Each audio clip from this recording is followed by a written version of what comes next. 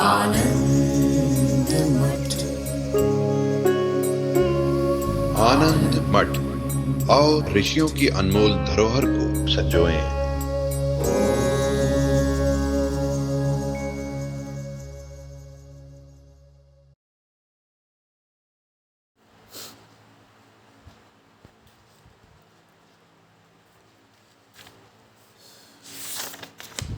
तो वशिष्ठ जी आरंभ करते हैं और बोलते हैं कि परम अर्क प्रकाशांतः।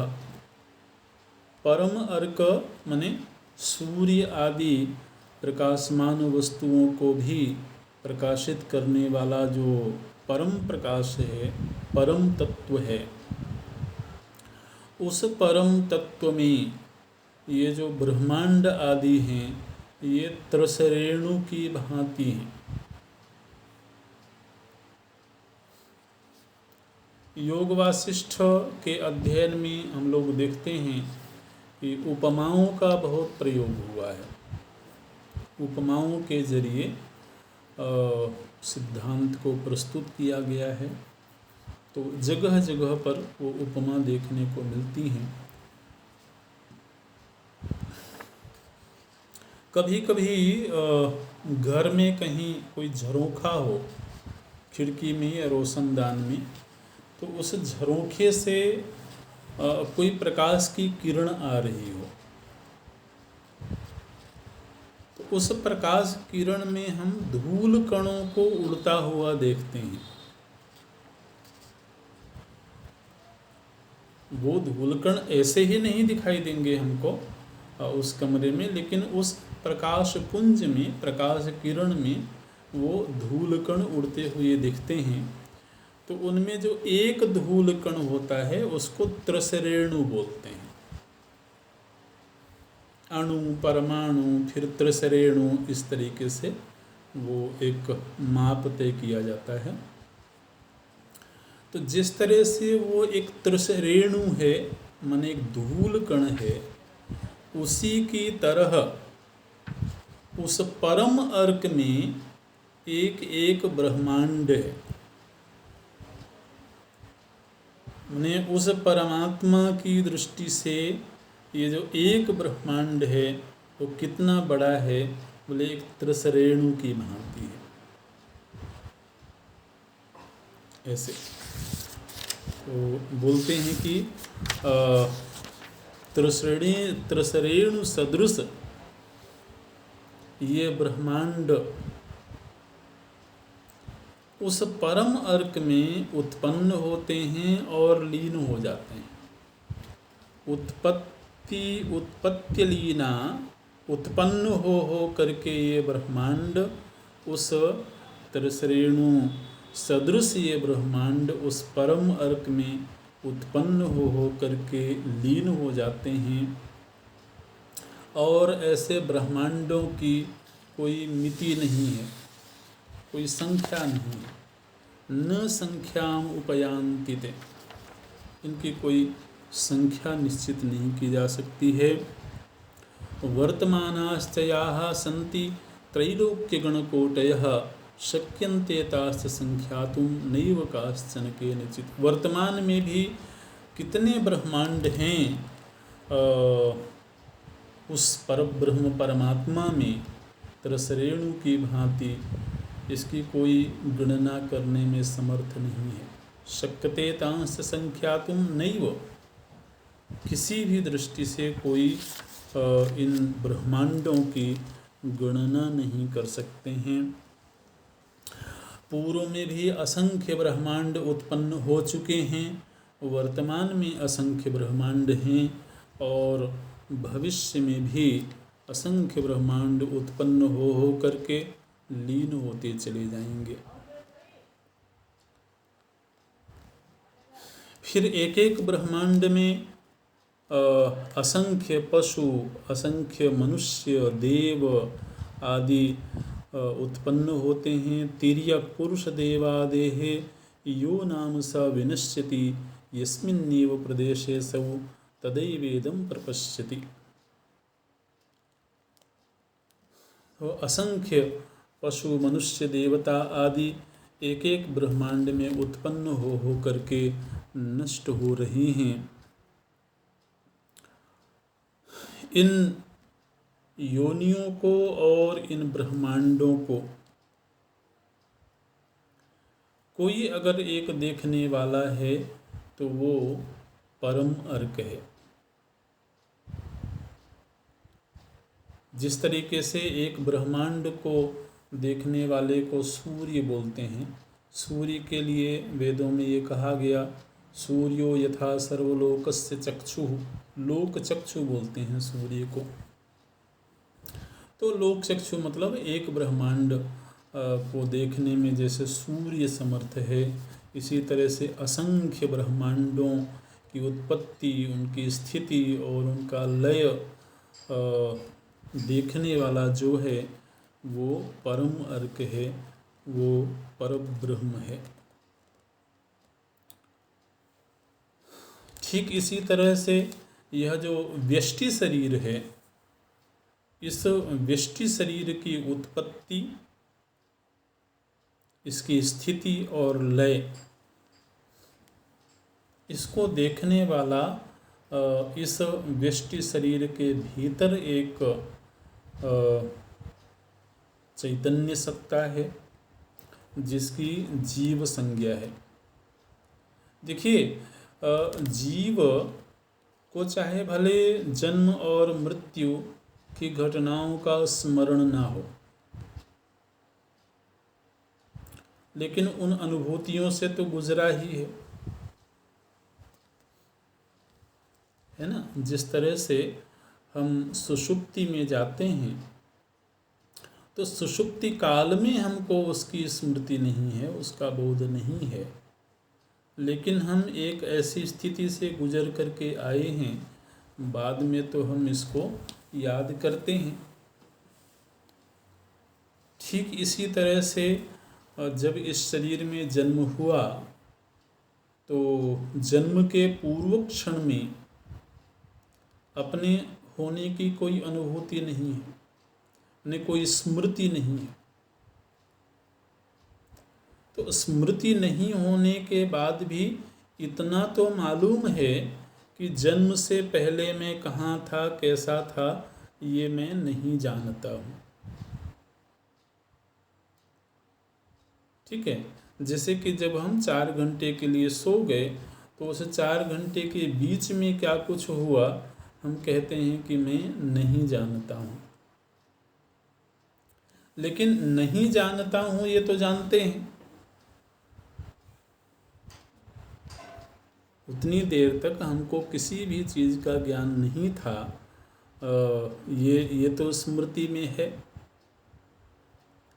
तो ठीक इसी तरह से जन्म के पूर्व अथवा मृत्यु के पश्चात हमको किसी चीज़ की स्मृति नहीं है, किसी भी घटना को हम याद नहीं कर पा रहे हैं। लेकिन हम किसी भी घटना को याद नहीं कर पा रहे हैं, इस बात को तो हम जानते हैं।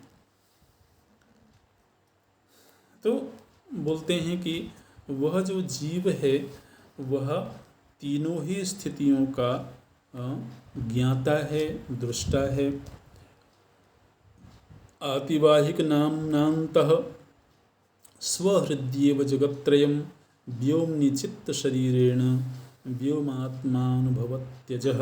वह अजन्मा परमात्मा जीव बन करके बैठा हुआ है और वह इसकी उत्पत्ति स्थिति को जानता है। और इसी तरह से यह एक ही शरीर की उत्पत्ति स्थिति नहीं, यह भी जगत की उत्पत्ति स्थिति और मरण को देखता है। एवं मृता म्रियन्ते च मरिष्यन्ति च कोटयः भूतानां य जगत्यासाम् उदितानि पृथक पृथक। तो यह इस बात को भी देखता है कि अनेक लोग उत्पन्न हो करके नष्ट हो गए हैं और असंख्य लोग उत्पन्न हो करके नष्ट हो जाएंगे। जगत के लिए दृष्टांत देते हैं। इस जगत की स्थिति कैसी है? बोले संकल्प निर्माणम इव। मनोराज्य विलासवत इंद्रजालामाल इव कथार्थ प्रतिभासवत। देखिए जी, ये जो योग वासिष्ठ है, आरंभ से ही हम लोग देख रहे हैं कि इसमें विषयों का कोई व्यवस्थित क्रम नहीं है ना। हो सकता है आरंभ में ही वो बात कह दी जाए जो शास्त्र शायद अंत में कहते हैं। तो इसमें कोई ऐसा हमको व्यवस्थित क्रम नहीं देखने को मिलेगा कि पहले प्रतिज्ञा हो, फिर उसके बाद दृष्टांत दिया जाए, फिर उपनय हो, फिर निगमन हो, हेतु दिए जाएं। ऐसे नहीं, सीधे दृष्टांत से ही शुरू कर देते हैं। बोले इस जगत का अस्तित्व कैसा है, जगत की स्थिति कैसी है। संकल्प निर्माणम इव, जैसे कि कोई व्यक्ति बैठ करके संकल्प कर रहा हो अथवा मनोराज्य कर रहा हो। संकल्प और मनोराज्य में थोड़ा सा भेद होता है। संकल्प वो किया जाता है जिसको जमीन पर उतारा जा सके। किसी व्यक्ति को घर बनाना है तो पहले मन में वो एक घर बनाता है, मन में एक योजना बनाता है, फिर उसको क्रियान्वित करता है, तो वह संकल्प कहलाता है। लेकिन जिस समय संकल्प हुआ, मन में जिस समय पर घर बना, वो एक घर तो बन गया, लेकिन उस मन में बने हुए घर का कोई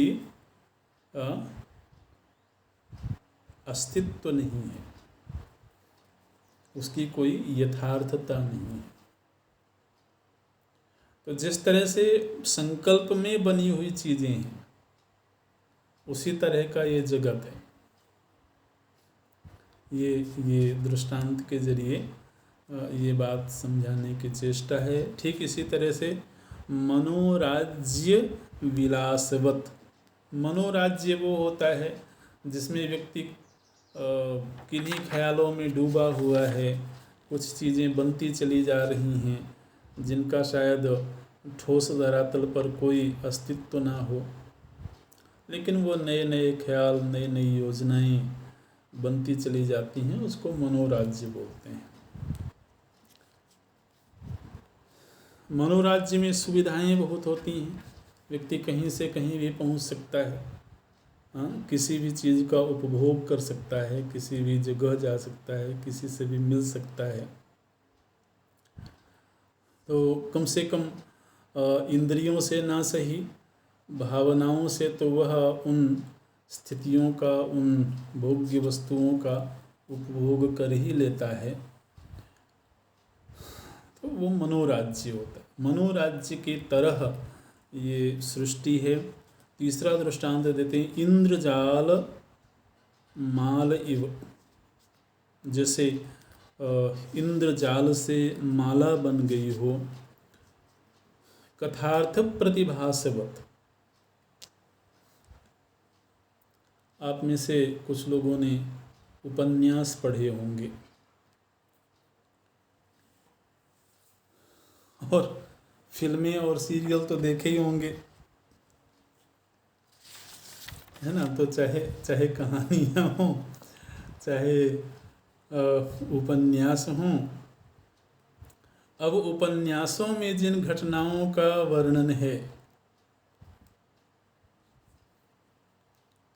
उन घटनाओं का मन में तो एक प्रभाव प्रकट हो जाता है,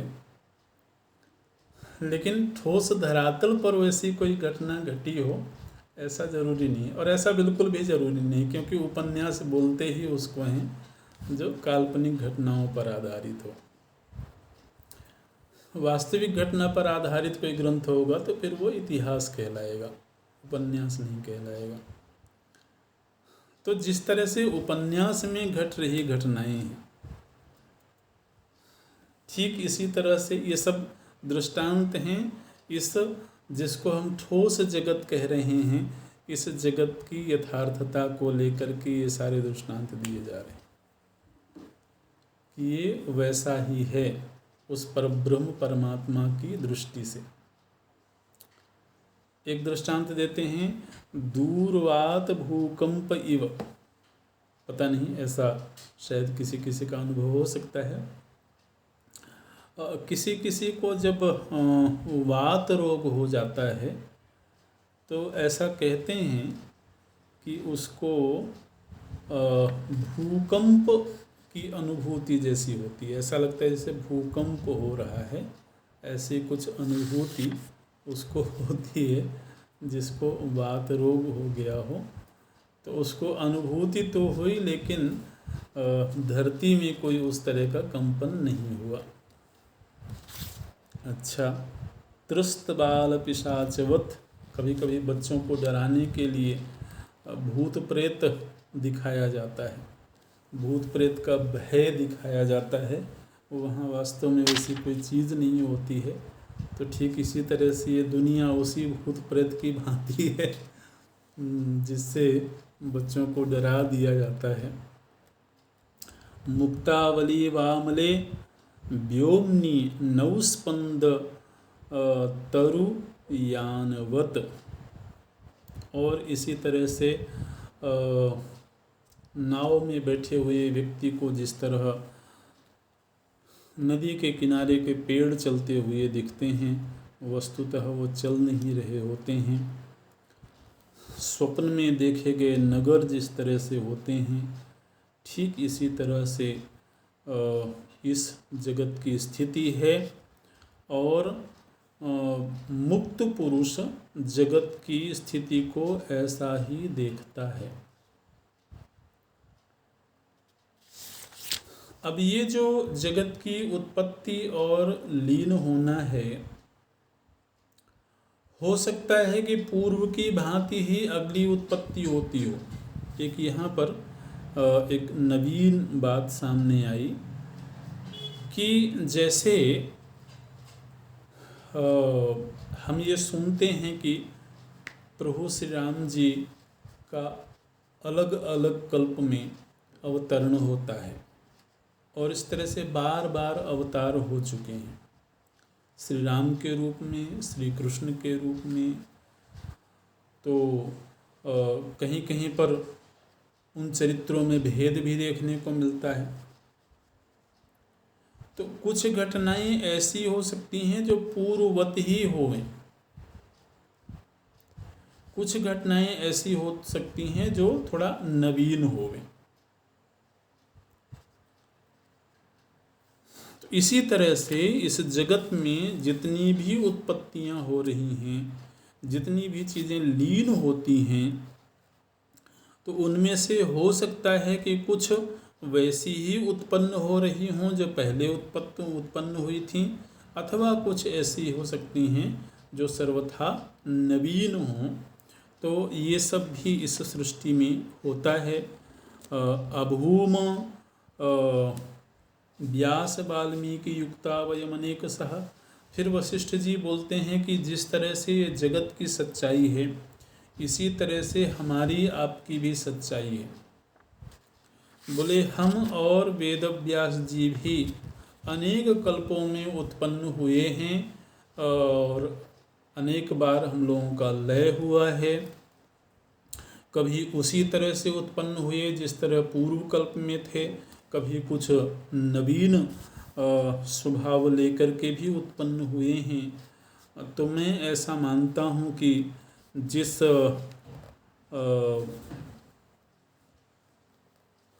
सुखदेव जी और वेदव्यास जी का प्रसंग विश्वामित्र जी ने सुनाया है, वो इस कल्प के 12वें वेदव्यास जी हैं। एक कल्प में भी अनेक चतुर्युगी होती हैं, और चतुर्युगी के मतलब हर युग में, हर चतुर्युगी में सतयुग भी होगा, त्रेता भी होगा, द्वापर भी होगा और कली भी होगा। भगवान वेदव्यास जी का जन्म द्वापर में होता है। तो बोले कि ये जो विश्वामित्र जी ने जिन वेदव्यास जी के विषय में प्रसंग सुनाया, मैं याद कर रहा हूँ कि वो 12वें वेद व्यास जी का प्रसंग है, जिसमें कि ये बताया गया कि शुकदेव जी को उन्होंने उपदेश किया था। लेकिन इसमें हमारा ये कहना है कि जीवन मुक्ति के संदर्भ में बोले वीत शोक भय शांत निर्वाणो गत कल्पनः जीवन मुक्तो जितमना व्यासो अयम इति वर्णितः।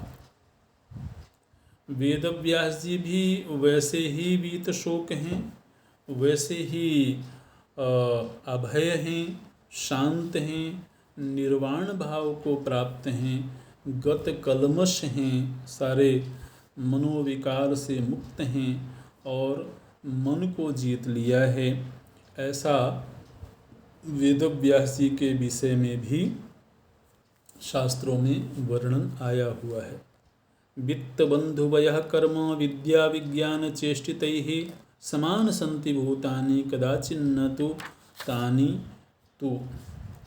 जो जीवन मुक्त प्राणी है उसके मन में वित्त बंधु बांधव अवस्था कर्म विद्या विज्ञान चेष्टा ये सब समान ही होते हैं, इनमें कोई भेद दृष्टि नहीं होती है। तो इसलिए जीवन मुक्ति में वही आनंद है, वही रस है जो विदेह मुक्ति में है। मुक्ति का जहाँ तक प्रश्न है तो उसमें कोई भेद नहीं है, वो भी उसी तरह से वैराग्य संपन्न हैं जिस तरह से विदेह मुक्त होते हैं।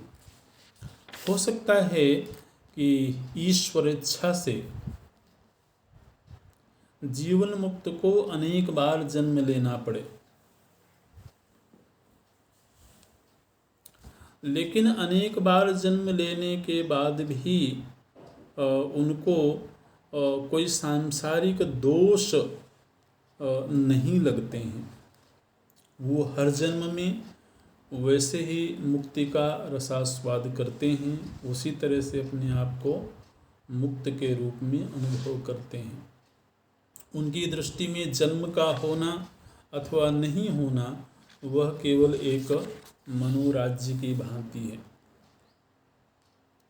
व्यक्ति स्वयं भी कभी अकेले में बैठा हो और अपने मन में अपनी ही जन्म मृत्यु की कल्पना करे, अपने को ही अनेक योनियों में जन्मता हुआ मरता हुआ वह मनोराज्य करे, तो वैसा व्यक्ति कर सकता है। लेकिन वो सब कुछ उसके लिए दृश्य होंगे और मिथ्या दृश्य होंगे, कल्पित दृश्य होंगे। ठीक इसी तरह से अगर जीवन मुक्त कोई हो गया है तो जीवन मुक्त होने के बाद भी अगर ईश्वर इच्छा से अथवा परीक्षा प्रारब्ध से उसका जन्म हो भी रहा है अथवा उसको मृत्यु की प्राप्ति भी हो रही है, तो उसके लिए तो वह वैसे ही दृश्य हैं, वो घटनाएं उसी तरह से दृश्य हैं जिस तरह से स्वप्न में वो दृश्य देखता है या जिस तरह से वह मनोराज्य आदि में दृश्यों को देखता है। तो भगवान वेदव्यास जी के लिए चाहे उनका शास्त्र लेखन हो, चाहे उनका किसी को उपदेश करना हो, और चाहे समाधि में रहना हो, वो सभी उनके लिए दृश्यवत हैं और वो सब दृश्य यथार्थ नहीं हैं। इसलिए जहाँ मुक्ति के आनंद की बात है तो वो उसी मुक्ति के स्थिति में हैं जिसमें कि शुकदेव जी हैं। तेनैव सन्निवेशेन तथान्येन पुनः पुनः सर्गाकाराः प्रवर्तन्ते तरंगाः कालवारिधे। बोले कि ये जन्म लेना और ये मरना ये ठीक वैसा ही है जैसे एक शांत समुद्र में एक तरंग उठती है और उठ कर के वह कुछ क्षण में लीन हो जाती है। बोले मुक्त पुरुष की दृष्टि में ये जन्म और मृत्यु ऐसे ही हैं। जन्म का अर्थ मानो कि एक तरंग उठी है, उस पर ब्रह्म परमात्मा में एक तरंग उठी है,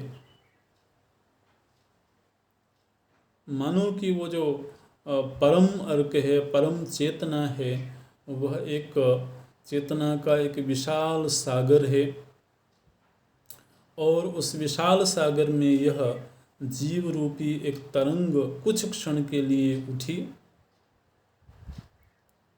और फिर वो तरंग उसी में जाकर के लीन हो जाती है। उसके उठने अथवा उसके लीन होने से उस समुद्र को कोई प्रभाव नहीं पड़ता है और समुद्र में जो जल है वह जल दोनों ही स्थितियों में एक जैसा ही रहता है। देखिए बहुत सुंदर ये दृष्टांत देते हैं। सौम्याम्बुत्वे तरंगत्वे सलिलस्याम्बुता यथा समयवाब्धौ तथा देह सदेह मुनि मुक्तता। इस दृष्टांत को याद रखेंगे विदेह और जीवन मुक्त के संदर्भ में। देखिए इन शब्दों का थोड़ा व्यवहारिक अर्थ पहले कर देते हैं जो आचार्यों द्वारा किया जाता है। जीवन मुक्ति के लिए ये कहा गया कि वो मुक्त तो हो गए हैं लेकिन फिर भी अभी उनका जीवन चल रहा है ना। ज्ञान की प्राप्ति हो गई और अज्ञान की निवृत्ति हो गई और संशय विपर्य आदि भी निवृत्त हो गए, उनको आत्मलाभ हो गया। आत्मलाभ हो करके भी अभी शरीर की दृष्टि से वो जी रही हैं। तो ऐसे मुक्तों को जीवन मुक्त कहते हैं। फिर प्रारब्ध समाप्त हो जाने के बाद में शरीर भी छूट गया, तो शरीर छूट जाने के बाद में कहा जाएगा विदेह मुक्त। पहले जीवन मुक्त हैं फिर विदेह मुक्त हैं, ऐसे मतलब अब देह भी नहीं रही। फिर महाराज जनक आदि ऐसे भी ज्ञानी हुए हैं जिनको जीवन रहते हुए भी विदेह मुक्त कहा गया। तो इन सभी स्थितियों और सभी अनुभूतियों के लिए एक दृष्टांत देते हैं यहाँ पर। बोले कि जैसे समुद्र में एक तरंग उठी है और फिर कुछ देर में उस तरंग का लय हो गया, तो मानो कि तरंग का उठना जीवन मुक्ति है और उस तरंग का लीन हो जाना विदेह मुक्ति है। लेकिन इन दोनों ही स्थितियों में जो जल तत्व है, ध्यान दीजिएगा समुद्र की बात नहीं करें, जो जल तत्व है वो जल वैसे का वैसा ही है। जल में चाहे कोई तरंग रूप आकृति बनी हो और चाहे जल शांत हो, उन दोनों ही स्थितियों में जल में कोई परिवर्तन, कोई प्रभाव नहीं होता है। तो ठीक इसी तरह से जिनको आत्मबोध की प्राप्ति हो गई है, अहम ब्रह्म अस्मि ऐसी अनुभूति होगी, तो फिर उस ब्रह्म की दृष्टि से जीवन मुक्त होना अथवा विदेह मुक्त होना वो तरंग का उठना और लीन होना ऐसा है। लेकिन उन दोनों ही स्थितियों में ब्रह्मता में अथवा ब्रह्मानंद में कोई अंतर नहीं है। तो इसलिए तत्व दृष्टि से देखा जाएगा तो जो शुकदेव जी हैं वही वेद व्यास जी हैं, जो वेद व्यास जी हैं वही सुखदेव जी हैं। व्यावहारिक दृष्टि से थोड़ा सा अंतर इतना है कि वेद व्यास जी ने गृहस्थ धर्म को स्वीकार किया और सुखदेव जी ने गृहस्थ धर्म को स्वीकार नहीं किया। वो बाल्यकाल से ही उन्होंने वैराग्य को धारण किया। ओम ओम पूर्णमदः पूर्णमिदं पूर्णात् पूर्णमुदच्यते पूर्णस्य पूर्णमादाय पूर्णमेवावशिष्यते। ओम शांति शांति शांति। हरि ओम श्री गुरुभ्यो नमः। हरि ओम।